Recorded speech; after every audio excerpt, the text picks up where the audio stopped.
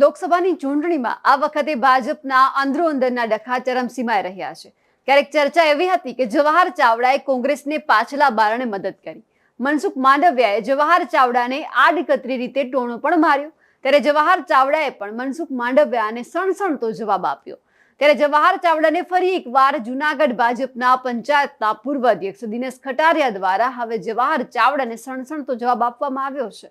ત્યારે શું કહ્યું હતું દિનેશ ખટારિયાએ, જોયા અહેવાલમાં। નમસ્કાર, નિર્ભય ન્યૂઝ સાથે હું છું રિદ્ધિ। ભાજપમાં હવે અંદરોઅંદરનો ડખો વકરીને સામે આવ્યો છે। પોરબંદર લોકસભા ચૂંટણીમાં માણાવદરના ભાજપના પૂર્વ ધારાસભ્ય અને કેબિનેટ મંત્રી જવાહર ચાવડા પાછળથી કોંગ્રેસને જીતાડવા માટે પ્રયાસ કર્યો છે, તે બાબતે ભાજપ હાઈકમાન્ડને ફરિયાદ પણ કરવામાં આવી। ત્યારબાદ ભાજપનો વિખવાદ ઉભરીને બહાર આવ્યો છે। ત્યારે પહેલા મનસુખ માંડવિયા દ્વારા કટાક્ષ મારતો વિડીયો સામે આવ્યો અને ત્યારબાદ જવાહર ચાવડાએ પણ મનસુખ માંડવિયાને કટાક્ષ મારતો વિડીયો સોશિયલ મીડિયામાં ફરતો કર્યો અને હવે જવાહર ચાવડાને સણસણતો જવાબ આપતો વધુ એક વિડીયો સોશિયલ મીડિયામાં ફરતો થયો છે, જેમાં જૂનાગઢ ભાજપના પંચાયતના પૂર્વ પ્રમુખ દ્વારા જવાહર ચાવડાને સણસણતો જવાબ આપવામાં આવ્યો છે અને કહ્યું કે તમે કોંગ્રેસમાં શું શું કર્યું હતું એ પણ બધાને ખબર છે અને તમે ભાજપમાં આવીને શું કર્યું એ પણ બધાને ખબર છે। જવાહરભાઈ, તમને 2019માં કોંગ્રેસમાંથી ભાજપમાં આવ્યા, ભાજપમાં તમે ચૂંટણી જીતી કેબિનેટ મંત્રી પણ બન્યા, ત્યારે 2022માં તમે જીતી શકો તેમ ન હતા, ત્યારે ભાજપ હાઈકમાન્ડને લેટર લખીને કહેવામાં પણ આવ્યું છે કે જવાહરભાઈને ટિકિટ આપશો તો આ વખતે માણાવદરમાં ભાજપ હારશે, પરંતુ ભાજપે તમારા પર ભરોસો રાખી ટિકિટ આપી અને આખરે એ સીટ હારવી પડી। ત્યારે તમારી જો એટલી જ લોકપ્રિયતા હોય તો તમે તમારા દમ પર એકવાર અપક્ષ ચૂંટણી લડીને બતાવો, ખબર પડી જશે। ત્યારે વધુમાં દિનેશ ખટારિયાએ શું કહ્યું તે પણ સાંભળીએ। વંદે માતરમ, ભારત માતા કી જય। મારું નામ છે દિનેશ ખટારિયા। ગઈ તાજેતરની અંદર જ વિધાનસભા અને લોકસભાની ચૂંટણી ગયા પછીથી આપણા કેન્દ્રીય મંત્રી શ્રી મનસુખભાઈ માંડવિયા જ્યારે વંથલી મુકામે વિધાનસભા 85 માણાવદરના કાર્યકર્તાઓનો આભાર દર્શન માટે, શુભેચ્છા માટે જ્યારે પધારેલા અને ત્યારે એમને એક એમની વાતમાં એવું કીધેલું કે જે કોઈ કાર્યકર્તા ભારતીય જનતા પક્ષની સાથે જોડાયેલા હોય અને ભાજપને ઓળખ બતાવતો એ તમામ કાર્યકર્તાએ ભારતીય જનતા પક્ષનું કામ કરવું જોઈએ।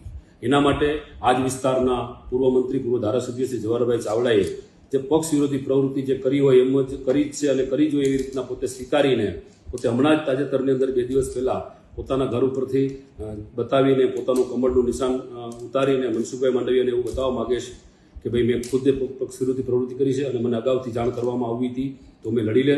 મિત્રો, હું જવાહરભાઈને આપના માધ્યમથી કહેવા માગું છું કે જવાહરભાઈ, આપને અગાઉથી જ પક્ષ વિરોધી પ્રવૃત્તિ કરવાનું શરૂ થતું અને પહેલેથી જ આપને કરેલી છે। આપને આપના મળતિયાએ આપના દીકરા રાજભાઈથી માનીને આપની જ નૂતન ફેક્ટરીની અંદર મિટિંગ બોલાવી અને પક્ષ વિરોધી પ્રવૃત્તિ આપના પરિવાર દ્વારા કરવામાં આવી છે, એમાં કોઈ શંકાને સ્થાન નથી। વાત રહી આપની લોકપ્રિયતાની, ત્યારે આપની લોકપ્રિયતા 1990ની અંદર આપ પહેલી વખત ચૂંટણી લડ્યા ત્યારે હેનકેન પ્રકારે 2 સમાજની અંદર, 2 કોમની અંદર, 2 સમાજની અંદર વર્ગ વિગ્રહ પેદા કરીને આપણે મામૂલી મત 1300 મતથી જીતા। આપણે 1995માં જવાહરભાઈ ચાવડા તરીકે રતિભાઈ સુરેજા અમે કારમી હાર વ્યક્ત થઈ આપની। એવી જ રીતે 1998ની અંદર પણ આપની કારમી હાર થઈ, ત્યારે આપની લોકપ્રિયતા ક્યાં ગઈ હતી? ત્યારથી આગળ વધીને મિત્રો જ્યારે 2017ની અંદર, 2002ની અંદર જ્યારે કોંગ્રેસના ઉમેદવાર તરીકે આપને ટિકિટ આપવામાં ના આવીને સંધુભાઈ ફળદુને ટિકિટ આપી, ત્યારે પણ આપણે કોંગ્રેસ પક્ષની અંદર હેનકેન પ્રકારે કોંગ્રેસના ઉમેદવાર હારે કોંગ્રેસ વિરોધી પ્રવૃત્તિ કરી।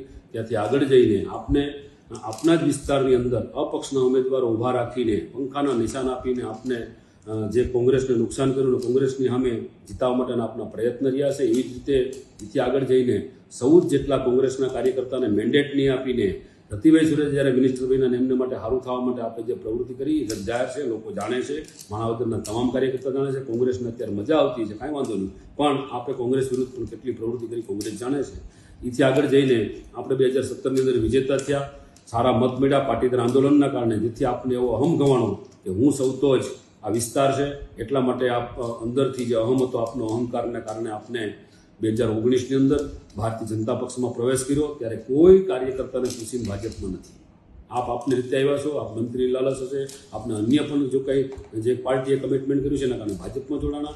આ જ મનસુખભાઈ માંડવિયાએ આપના માટે જૂનાગઢની અંદર મિટિંગ બોલાવી અને મિટિંગની અંદર એવું કહેવામાં આવ્યું કે જ્યારે આ પ્રદેશનો નિર્ણય છે આપણે જવાહરભાઈને ખૂબ જંગી બહુમતી છૂટાવવાના છે, ત્યારે તમામ કાર્યકર્તાએ આપને છૂટાવવા માટે રાત દિવસ મહેનત કરી. અને આપની વાત કરી લોકપ્રિયતાની, તો 2019ની અંદર જ્યારે લોકસભાની અંદર મનસુખભાઈ નહીં પણ રમેશભાઈ ધડુક લડતા હોય, તમે ધારાસભા લડતા હતા, ત્યારે રમેશભાઈ ધડુકને 28,000 ઉપરની લીડ મળે છે અને આપણને 8 થી 9,000 લીડ મળે છે. ત્યારે આપણી લોકપ્રિયતા ક્યાં ગઈ?